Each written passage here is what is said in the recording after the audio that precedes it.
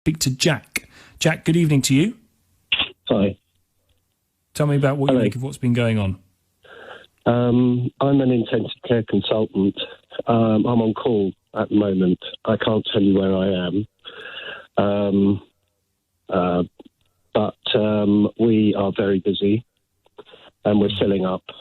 And I've just taken a little break and I thought I'd listen.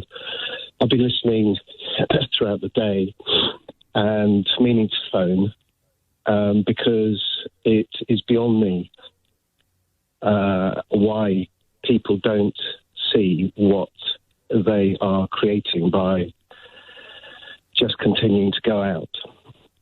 We're treating the people who got infected 2 weeks ago, and we're getting full.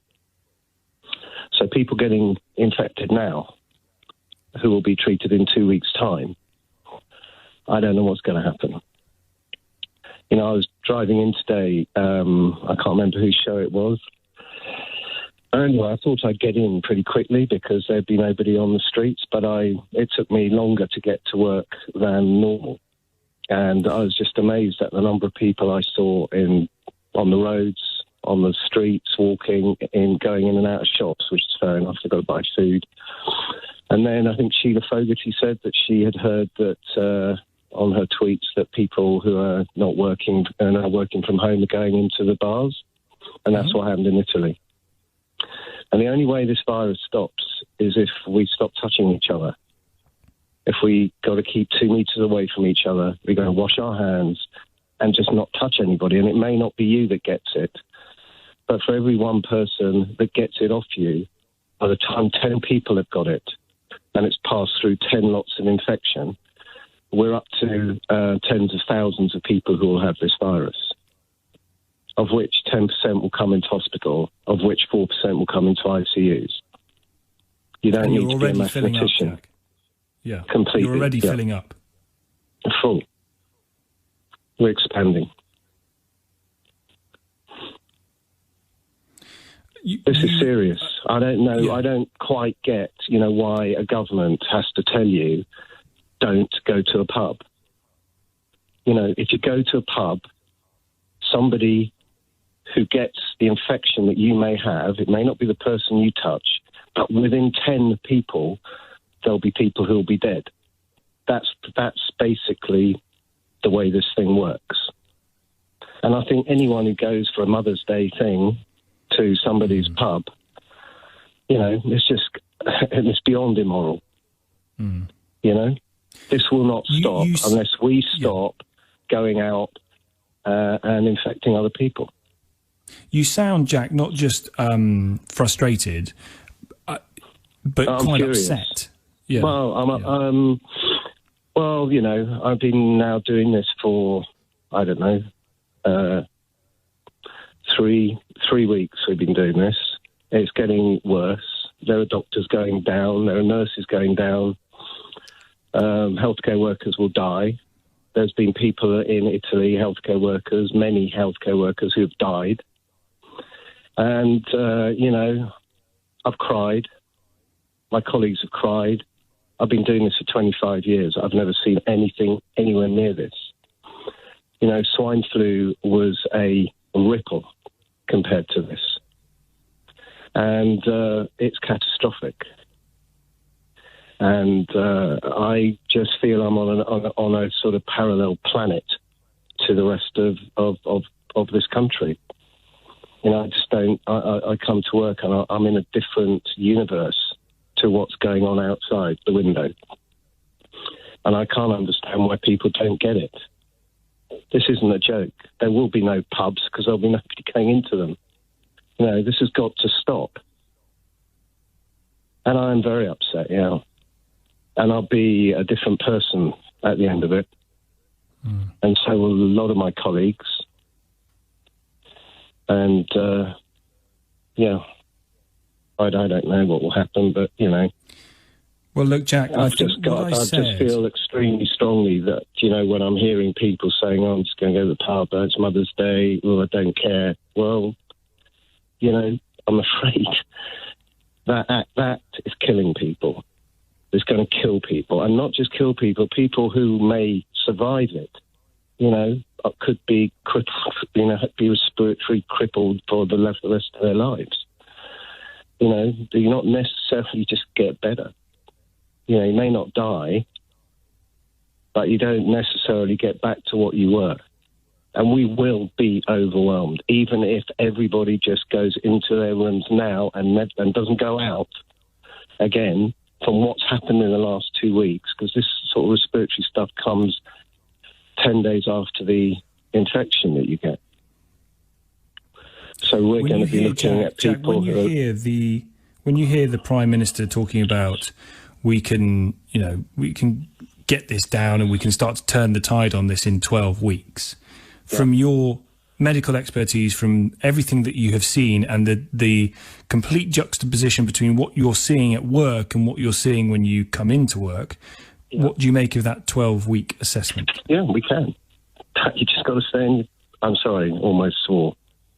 I saw something on CNN, and the guy said, we're a generation of people who have strived to make our lives so that we can basically function from a sofa. You can sit and watch Netflix, sit and watch Sky, order everything on Amazon, order anything on Ocado. You don't need to go out.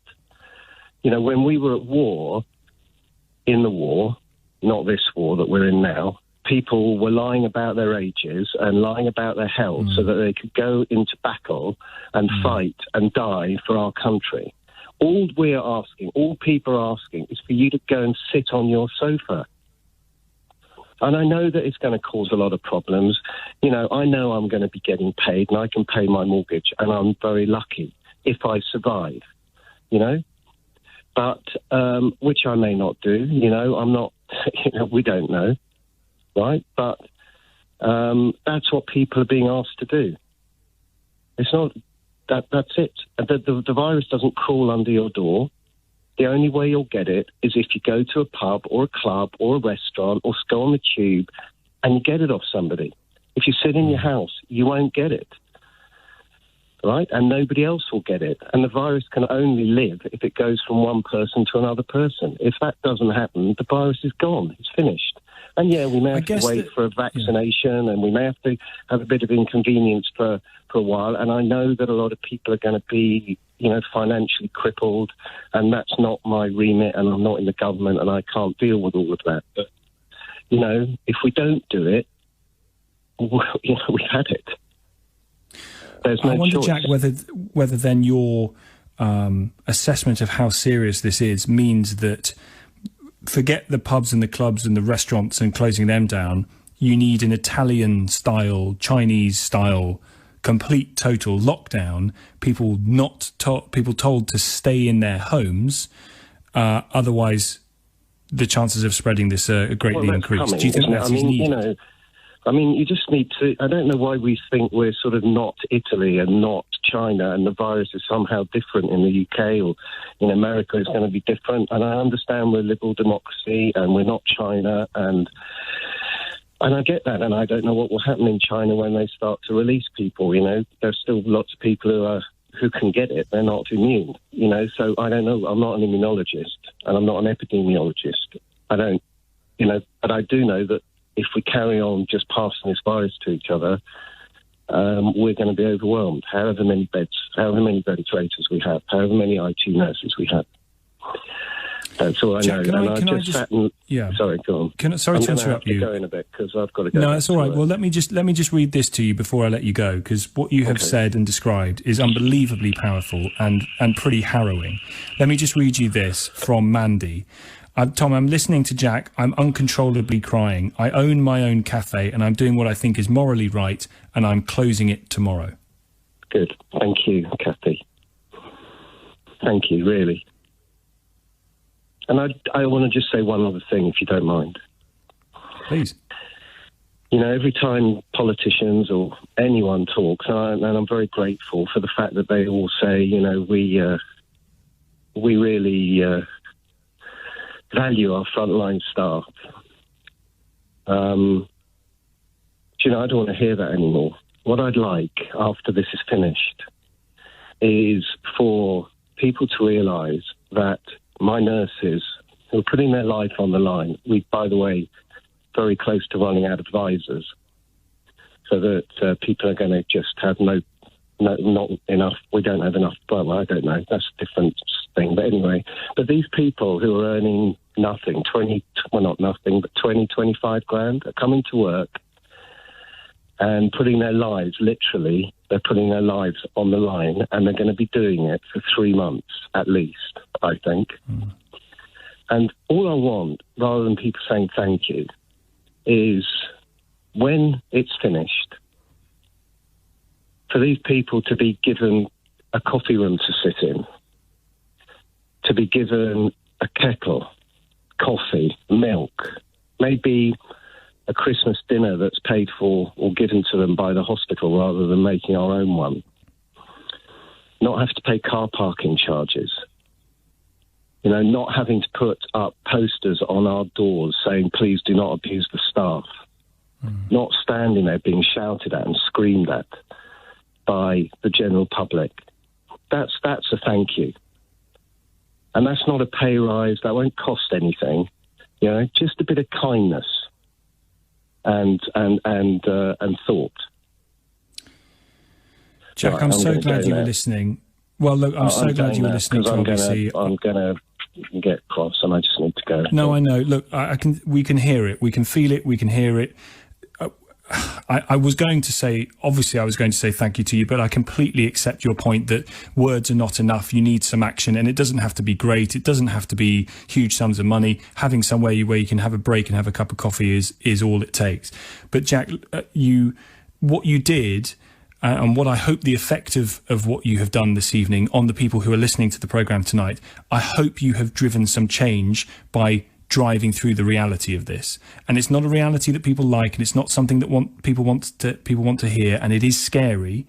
But my God, if it means that a couple of people decide not to go to the pub or the cafe tomorrow, or cafes decide to close down by themselves, then thank God, because you're helping Jack out, you're helping his colleagues out, and you're helping the country out. Thank you so much for your call.